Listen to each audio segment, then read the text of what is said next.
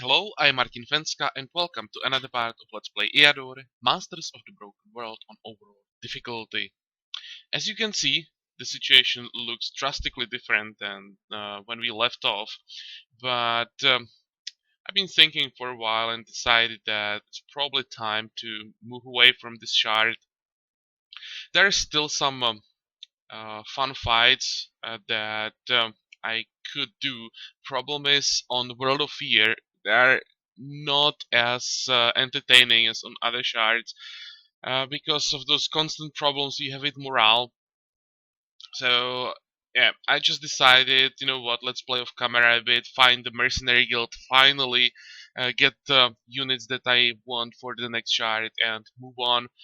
We can always do this again, just play on a shard longer, just on a shard that's not gonna be World of Fear. Everything will be much easier and more entertaining there. So yeah, I did that, and it took me only like about 4 hours to find the mercenary guild. First, I had to explore this whole part of the map, also some provinces that are now under fog of war. But after exploring half of the map, all my heroes got like 6 levels. So when I was done with one part of the map, I just reloaded and went to this other side again, and I had to explore all of this here. This everything here is explored 100%, and then I conquered this province and it was there right away. I didn't have to explore this province at all. So yeah, we finally have what we want. I have those units on the commander, but I'm not gonna show them yet. I'll show them when we just get to the screen that allows you to take things with you on the next chart. I've been also thinking about, do I even want to record this? Do I want to attack the attack? Do I want to record the attack on her skills capital? But well, there is the host of the dead guard, so may as well show that. And also, I've actually done this off camera already, but then I decided to go back and actually record this. There is one interesting conversation with Sari that I would like to show, and also, again, I want you guys to decide what the next target is gonna be. So let's go through these fights as fast as possible. Uh, I don't know, I'm not sure that it's super interesting, but I know that some new players will be eventually watching this, and uh, Host of the Dead is not the guy that you see like every day, especially when you're starting with the game. So I'll show that they are not that bad. You just need some damage, and yeah, they're not the end of the world. I've seen some threads on forums where people were complaining about the difficulty of this fight. It's really not that bad. Here you will see how to kill them. Okay, so this is Ghost of the Dead. 2 vampires, 3 ghosts, three ghouls, some garbage behind them.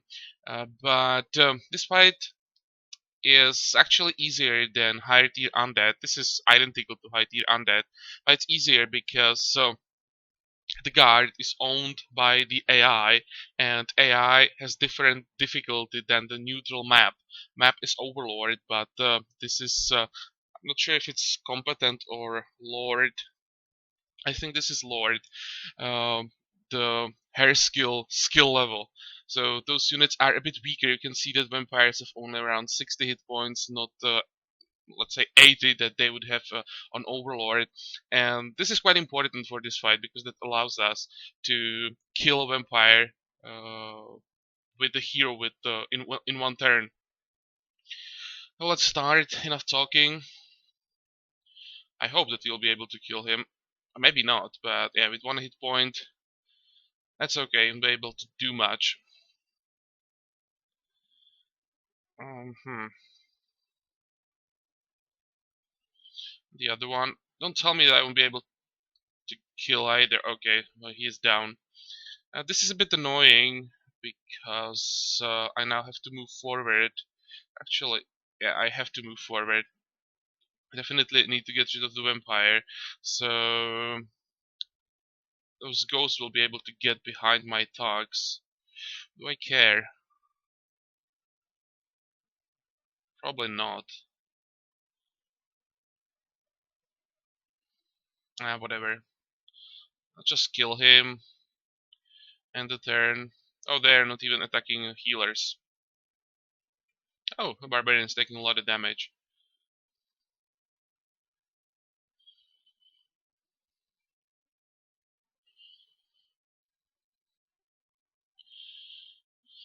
Okay, ghosts. That's one. Uh, Heal up. Be nice to one-shot this one. And we can try the same thing again. Hey, that worked. Also, everything has less hit points, so you actually have a chance to one-shot even ghosts. And now we can kill one of these schools. And now we are left with basically tier 2 undead army.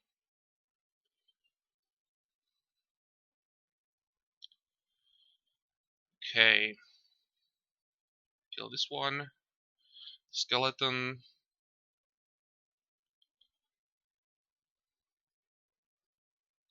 I probably don't need crushing blow for a skeleton.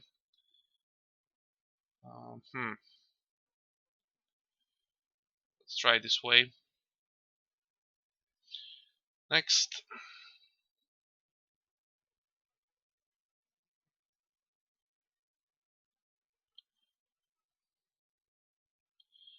Come on.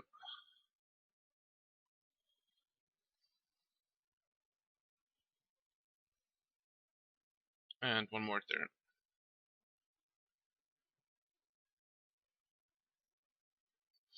Okay. It's not like an easy fight, of course, but you can see that it's not such a big deal. If you have to fight this guard, yeah, you can't probably take it very early, but just farm for a bit, and you can see that it's not a big deal once you really get the damage. Okay, anything interesting? Now it doesn't really matter. Some defenses, hit points, counter attack. Now we have to quickly kill her skills heroes, no problem at all. For this I'll probably need double shot. I don't want to allow the scout to attack twice. Heal up, and I think we can just run forward and speed things up as much as possible.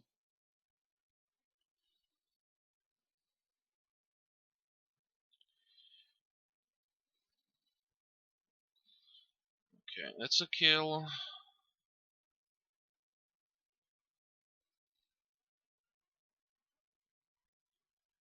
That's a kill as well.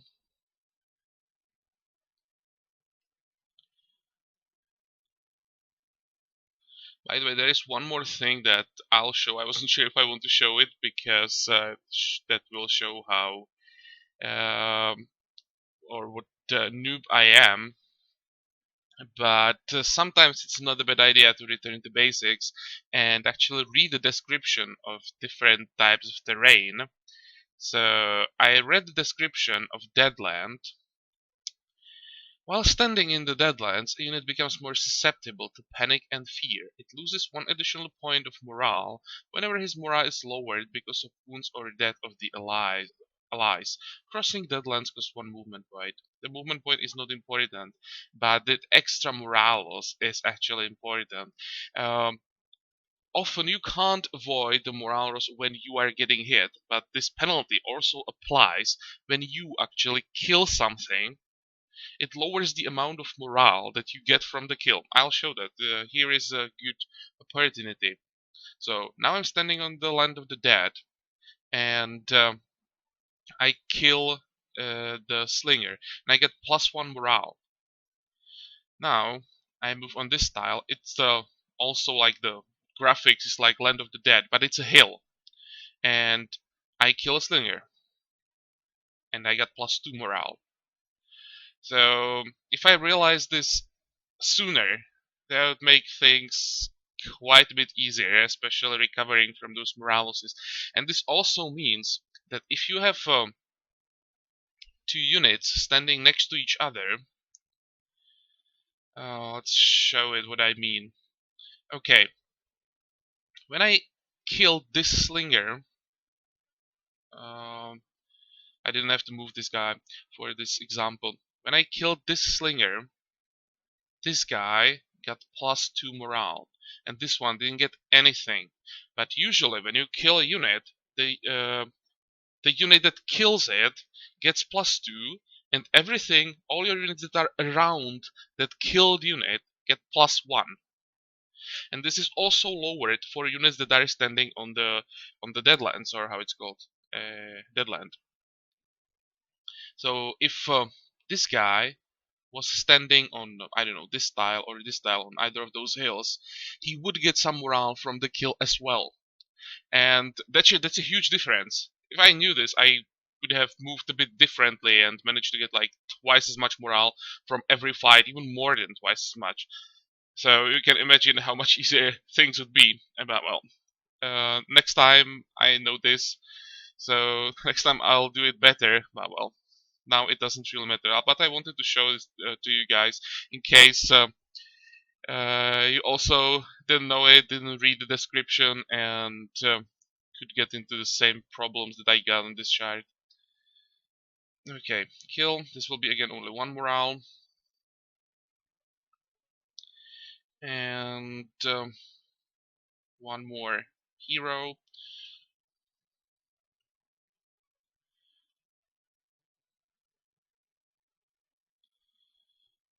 Okay, heal up and run forward.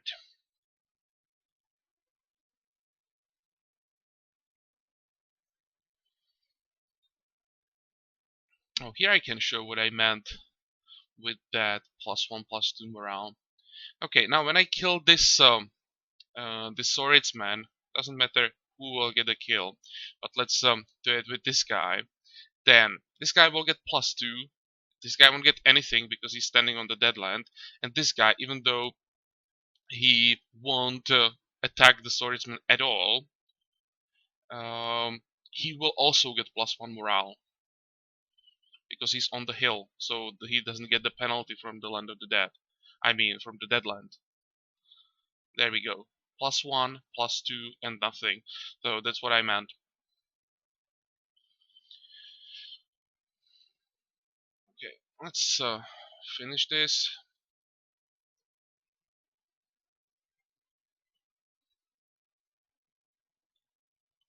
And begin the siege. Let's skip a few turns as fast as possible. Continue. Yeah, some um, events that we don't care about. The siege is not that long.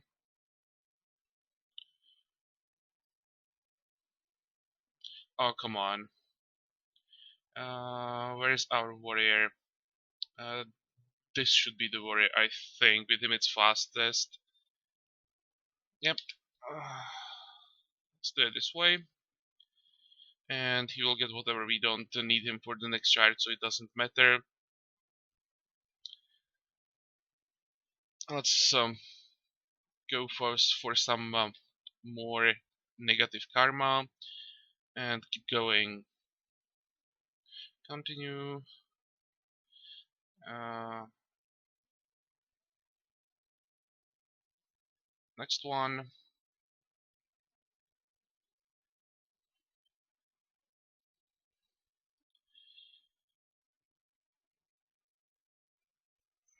Okay, this doesn't matter. This is just a guard that appeared there.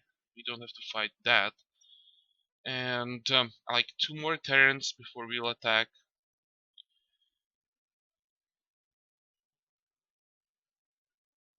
Here we go.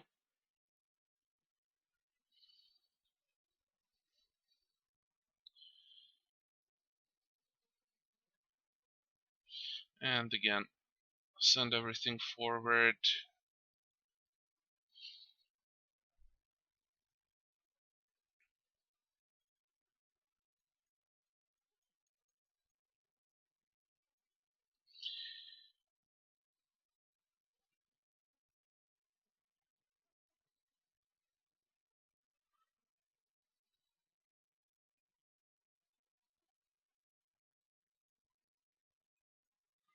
Come on.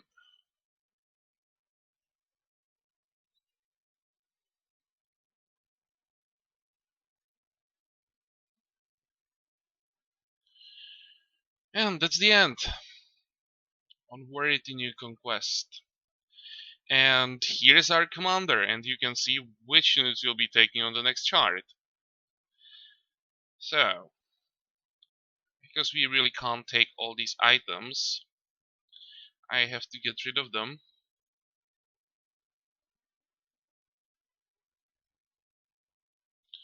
Also, everything that's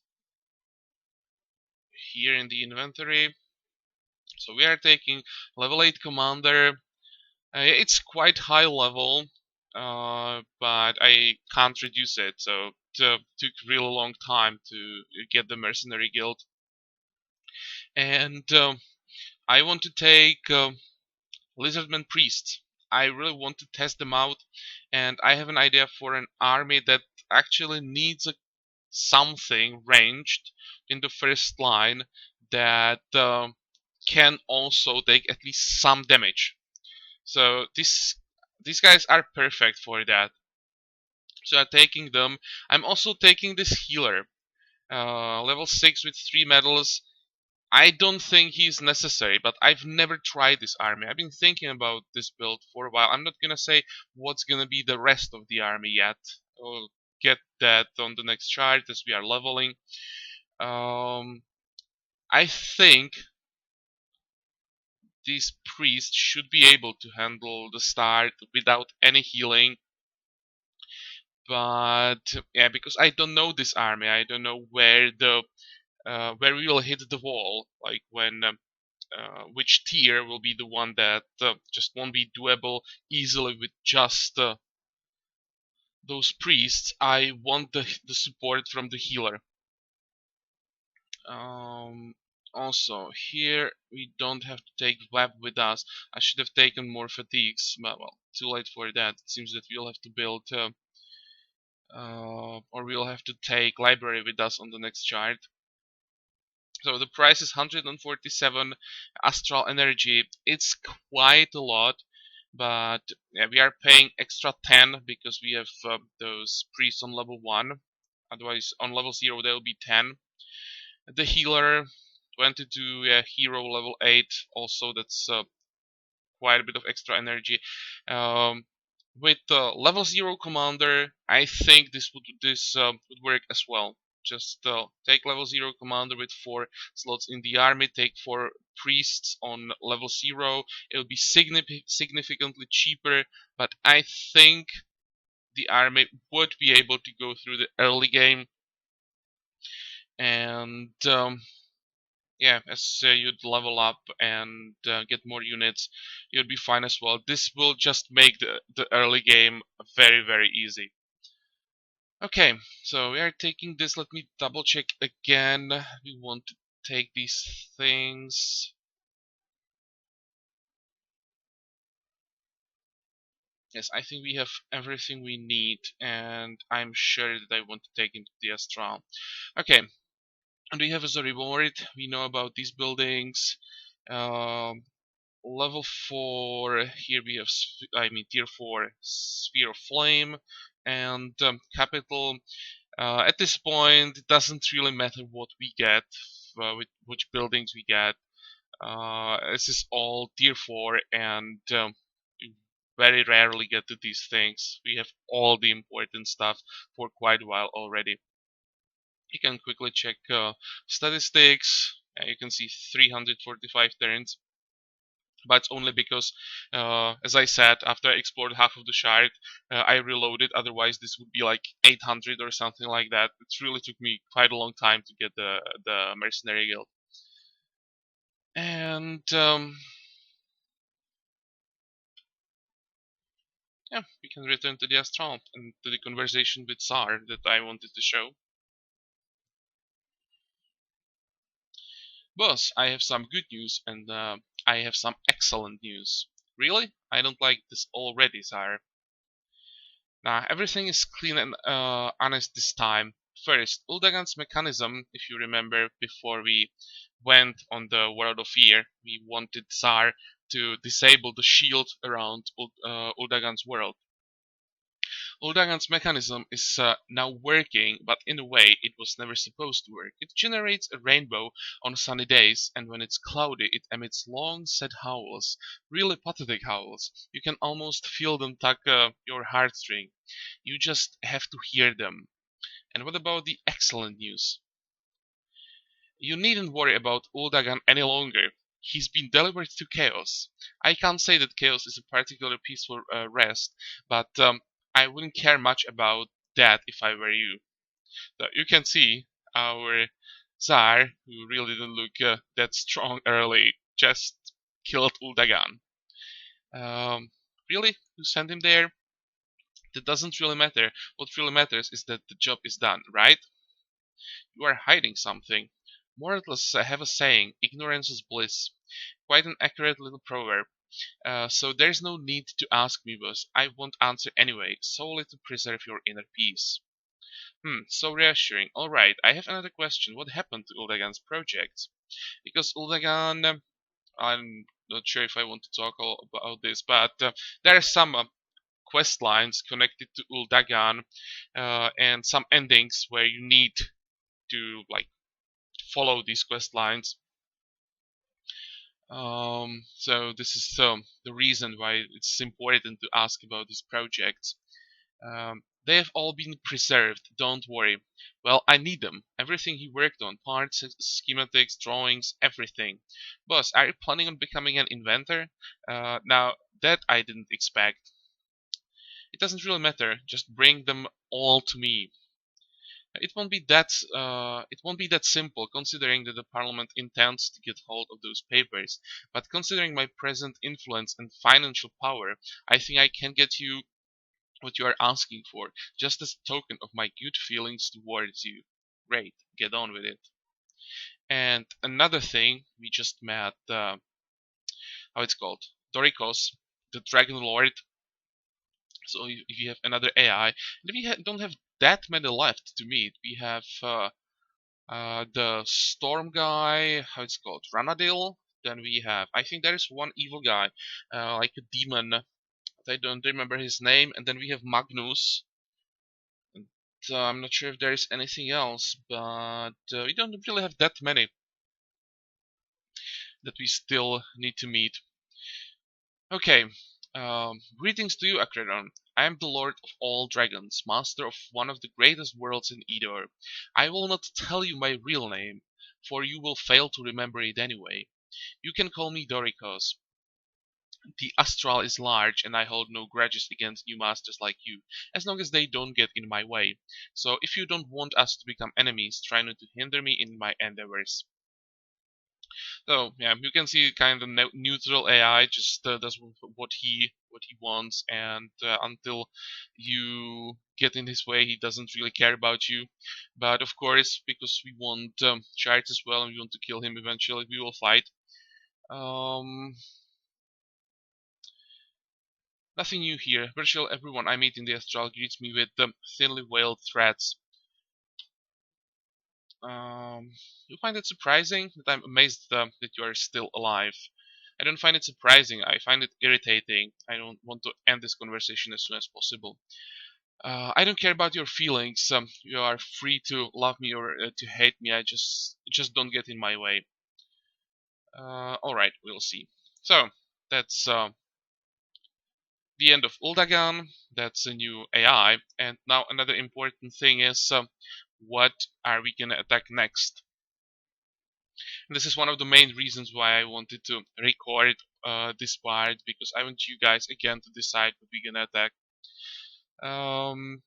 I don't want to attack Lanshar yet. I am thinking that I may leave him as the last master alive, because he's like the only one really evil except the Demon Lord that we will still meet. But the Demon Lord is more like the chaos side of the Astral. Lanshar is not like on the side of chaos, but on the evil side of karma, so there is a bit of difference. So we can attack any of these three, Herskill, Erdu, and Doricos, or we can go after There's some neutral shards if we have any available. We do. Here we have World of Sand. Okay, I'm not going on World of Sand. I have uh, enough worlds that have some specific like types or abilities attached to them. In World of Sand, well, with the commander, this actually won't be that bad because we don't care about the increased durability loss on items. But still, I don't think this is that interesting. Anything else there? Palace. You can get an elf, but yeah, elves that wouldn't work that well. They would have like no morale, some extra gold. What's the other shot? Oh, that's World of Magic. So both these have something attached to them. Cheaper resource, elf as well. Recruiting station, don't care about that. Necropolis isn't that bad. Secret Guild, Fountain of Youth. Cathedral of Light. Yes, some tier 4 magic schools. That's not that bad. Okay, it's a big shard. This one is large. Even though this looks pretty tiny, this shard should be bigger than this one. And anything else? No, just these two, and then 3 masters.